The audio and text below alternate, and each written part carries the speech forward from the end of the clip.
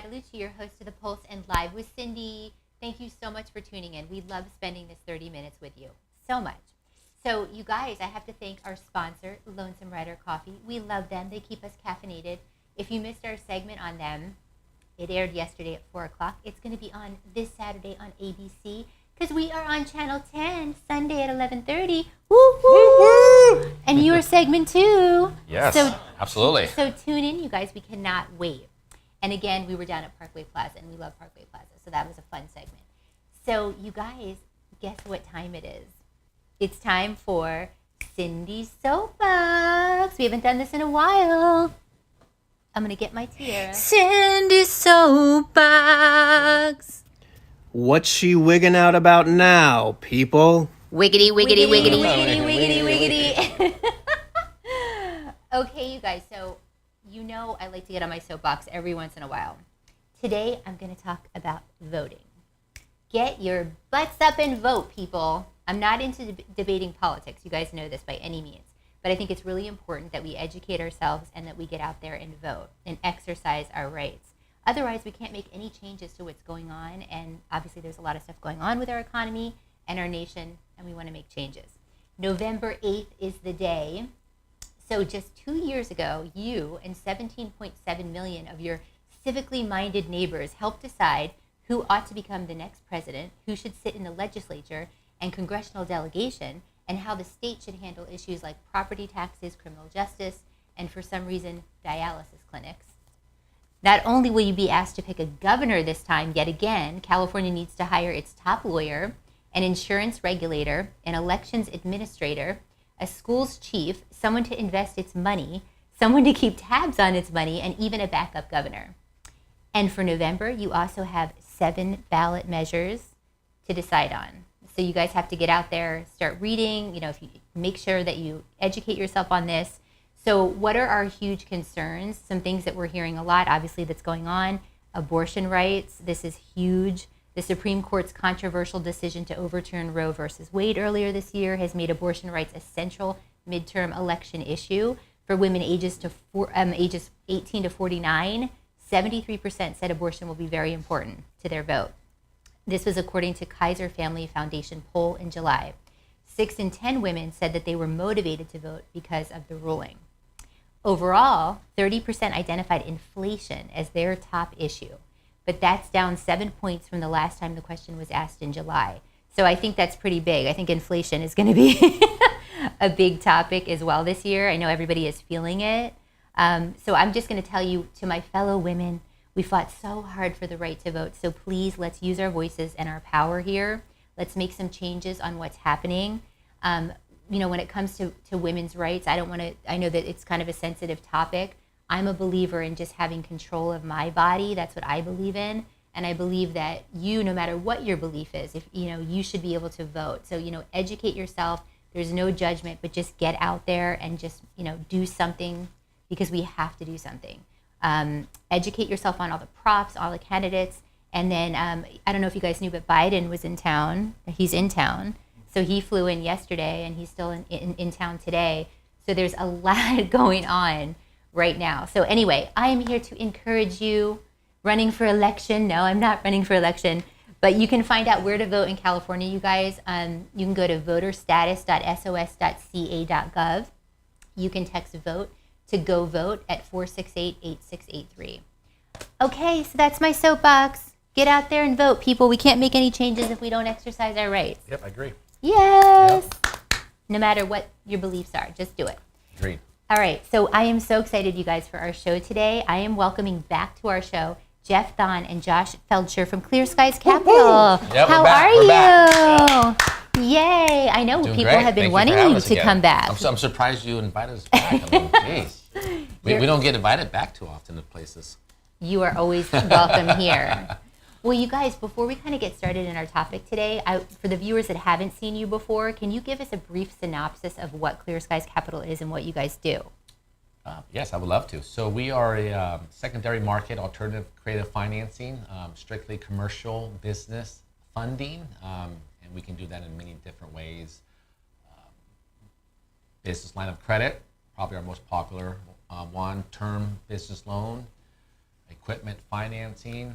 We have a hybrid SBA. Those are our main 4 sources right there, or services that we offer. We do a lot of consulting, free consulting. People want to call, and if they're new, want to understand how to make their package better for future setup for borrowing. We do that all the time as well. But that's pretty much our bread and butter. We love that. And we're going to dive into the hybrid and some other of the loans shortly. But today we're going to talk about a hot topic, small business loans. Yeah. Because small businesses have always been the backbone of our economy. And they employ almost half of the country's workforce, and they comprise of 99.8% of the total businesses in California. That's a lot. Mm-hmm. It's crazy. I mean, everybody knows small business owners. So when they need a line of funding, banks and financing institutions typically force them to jump through hoops and do a lot of paperwork, right? So that's one of the things. There's like high collaterals, things like that we're going to get into. But let's talk about what a small business is, right? What defines a small business? So it's less than 500 workers. Yeah. I mean, we all know businesses, most of the businesses here are under 500. Less, I would say 50 and less, 75, 50 or less. Usually we go off gross annual sales too. A small business, someone doing 200,000 annual gross sales up to, I think it is 15 or 18 million. That's considered a small business. Okay. Yes, it all has to do with the gross annual sales. Employee count factors into. Obviously, if you have 1,000 employees, you're probably going to be doing more than 15 million a year in annual gross sales. But that is who we work with. So typically you see businesses, like what's the size count that you typically see? Our typical client does, we don't really focus on employee count.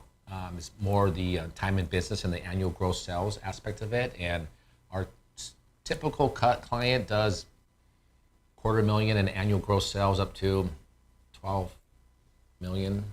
The majority of our clients are probably 2 million to 200,000 a year. That's our typical client. I would say 80%, and then we get the 20% of the larger grossing clients, and then we get some smaller micro deals too. We have startups for micro people literally starting out 4 months time in business, doing low revenue, which is common with a startup. But we can help that type of business owner as well.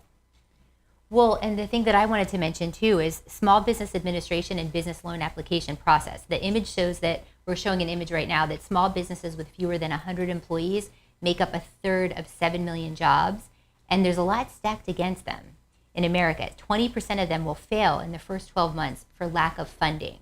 About 1/3 will fold in their second year, and 1/2 will close shop by the 5th year. Only 30% will have enough cash to survive their 10th year. So I think that those numbers are really kind of staggering when you think about it. As far as the failure rate goes, there's different rates: construction, transportation, about 25%. But one of the things that's significant is that they can't get loan applications approved, right? In your experience, is that one of the biggest things? Yeah, you took the words right out of my mouth, and it is staggering. Obviously, depending on the industry, but you want to be a small business owner, start a business, already you're looking at a 40 to 45% chance of failure. Other industries like restaurants, they have a 65 on over 50% failure rate. Many factors are involved with that type of decline, but it all has to do with use capital, access to capital. Banks want collateral. A lot of people don't have collateral. Banks want collateral to give some sort of loan, or they're looking for commercial credit. Obviously, if you're new, you don't have any commercial credit. They're looking for personal credit. You're below even like a 675 or 700, that's an automatic decline. We can work with lower end credit scores as well, so our approval percentage is much higher. Well, and a lot of it is risky industry, right? Can we kind of talk about this a little bit? Because that was one of the biggest things that banks consider them dangerous if they're in a risky industry and won't lend to them. Yeah, Josh, talk about some risky industries there. Yeah, so I would say that a lot of the time, the banks look at just pure profitability. They don't look at any of the other factors that go into it. So one one of the biggest ones we see is restaurants. Their margins, their profit margins are so thin, the bank doesn't see it as a wise investment or something along those lines. So that's when they can come to us, and we get it. We know that they're providing jobs. They love the food that they're cooking. We get the whole mindset behind their business, and we'd rather invest in something like an idea instead of just pure profitability. Well, and here's something. For those who've tried to submit their financing request, about 3 in 10 were eventually rejected. Another 26 received a smaller term loan than they initially requested, right? But what are people using these loans for that you see? Go ahead. I would say the biggest one for us right now is just dealing with the cost of inflation. Okay. They're used to a certain price for, if it's a restaurant, their food, or if it's construction, their lumber. They were used to paying the same thing for certain years, and then all of a sudden inflation went up, and they're coming to us because they need the capital to complete the jobs to even make money. So I would say inflation is our biggest key right now. And everybody's feeling that right now. Yeah. Well, and you guys have a diverse range of products, which I love, that you really can tailor to your clients to kind of fit their needs. So let's talk about a few things maybe that a client can do, right, to kind of get themselves in a better situation. Is there some tips that you could give? I know we were talking earlier about documents, like, they have to provide all this information, so it's just too much for them to provide, but what can they do to get themselves in a better situation? That's a good question for you, Josh. So I would say a couple tips are, if you deal in cash a lot, so food trucks are big here in San Diego, they do a lot of cash business. Don't just keep the cash on your person, actually deposit it into your bank account so we can see the revenue. Wow. That's a pretty big one. I would say be careful about your debt ratios. Don't just take a bunch of funding and stack up all this debt so where we don't have room to help you, or we don't think you can afford it. So I think those are the two major keys. And pay your obligations. Yeah, pay your obligations. If you're able to. And make sure you pay things off. Well, and what about not having a good credit score? That's a big issue, right? Yeah, so everyone has a lower end credit score for one reason or another. We all go through challenges in life. Me personally, I've been there a couple of times with certain things that happen in my life. So it happens. We do have programs for that. So it's really simple. Now, a person with a lower end credit, let's say below a 600 FICO score, it just means we're going to shorten the term. Term really kind of dictates the risk factor here, right? 5 years compared to 12 months, obviously in 5 years, your chances of something happening in 5 years are greater than 12 months. So we might have a person who's owned a restaurant for 7 years, doing good revenue, but maybe subprime credit for, might have went through something in life.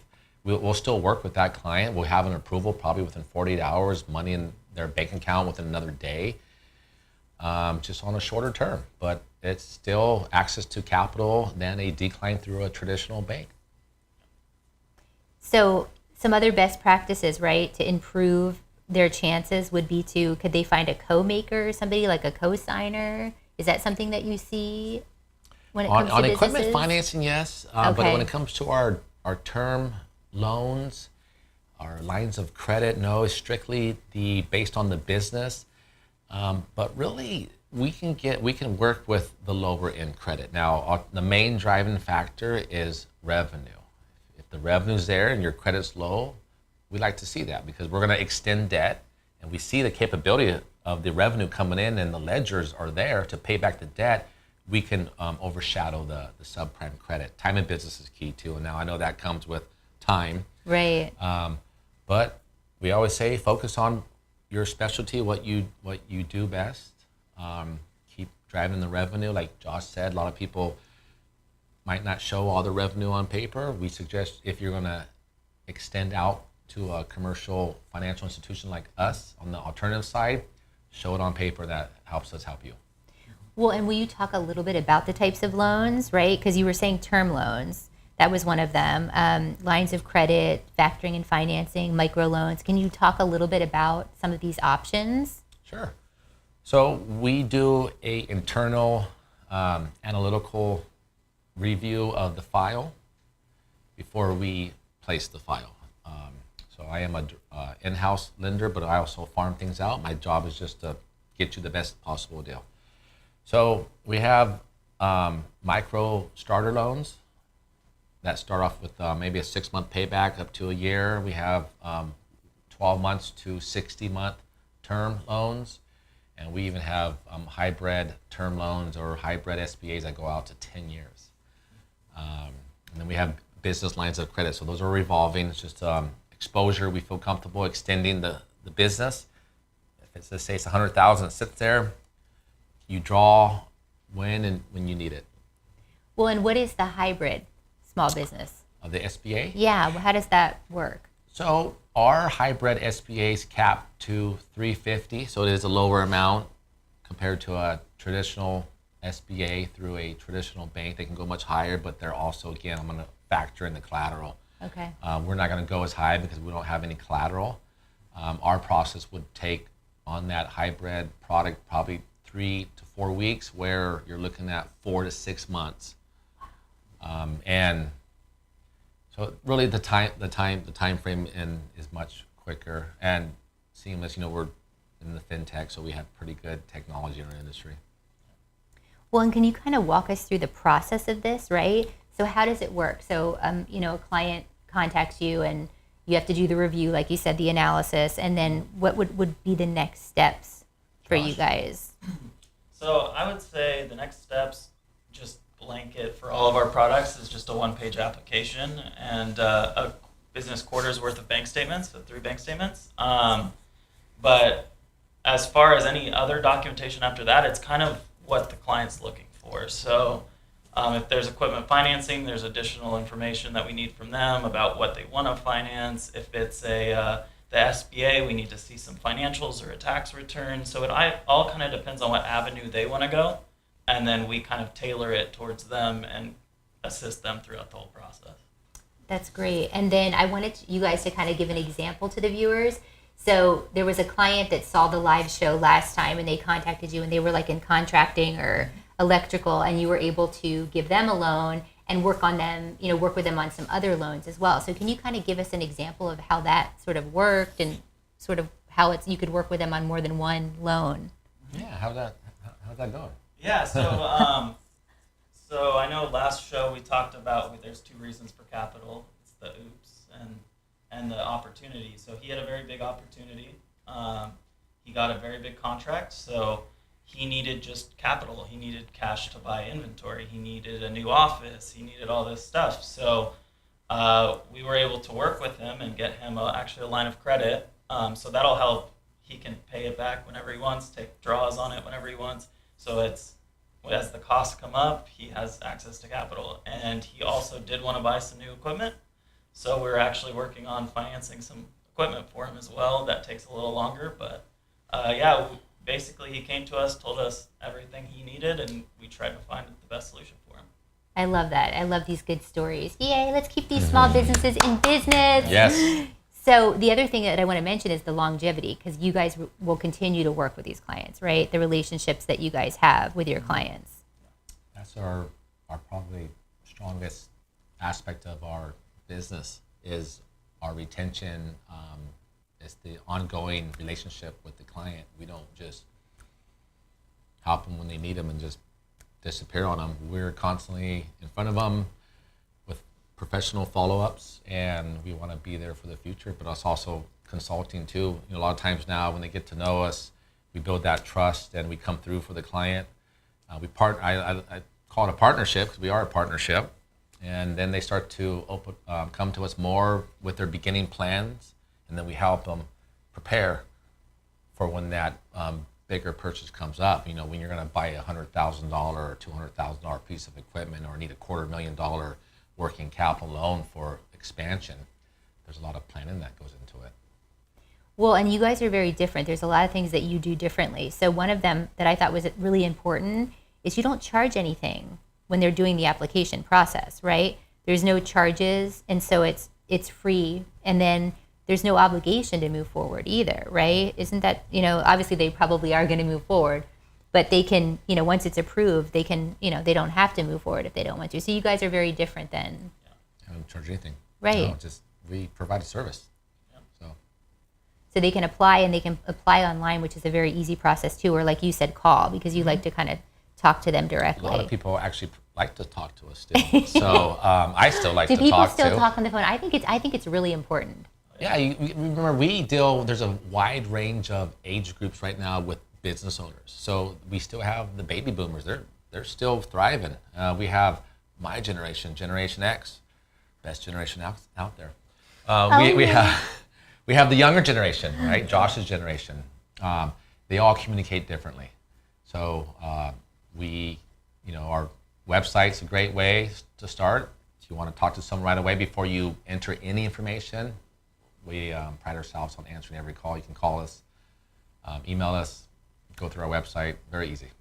clearskiescapital.com. We have everything on the site. And then before we go today, is there anything that you could mention? Is there something that you could tell the viewers? Maybe don't panic when it comes to like a loan, or is there a tip you could give, for the viewers that are looking to get loans? Give a tip. Yeah, I would say ask for advice would be my biggest tip. You might be an expert at construction or cooking or I don't know, lots of things, but you might not know exactly how to work the financial side of it. So I would say, just call us and ask. More information is better than no information. So ask questions, be ready to learn a little bit.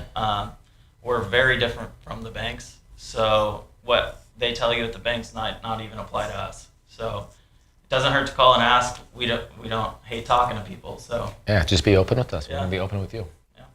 We love that. Well, thank you guys so much. You're such a good resource. We love it. I'm always learning something when you're on the show, and they'll be back again next month. So if you guys have any questions, reach out to us, or we'll have everything on the website. And, we just love having you guys. So thanks for being here. Yeah, thank you. Yeah. It was fun as always. Always fun, you guys. So anyway, get your questions to us. It's the weekend. I hope you guys enjoy yourselves. We're on again next Friday. We've got an amazing show. I'm not going to tell you who's on. You're going to have to tune in to see. But we are again on Channel 10 on Sunday at 11:30. So tune in and watch us. And we'll see you guys next time when we put our finger on the pulse of San Diego. Bye, guys. Happy Thank you. Friday.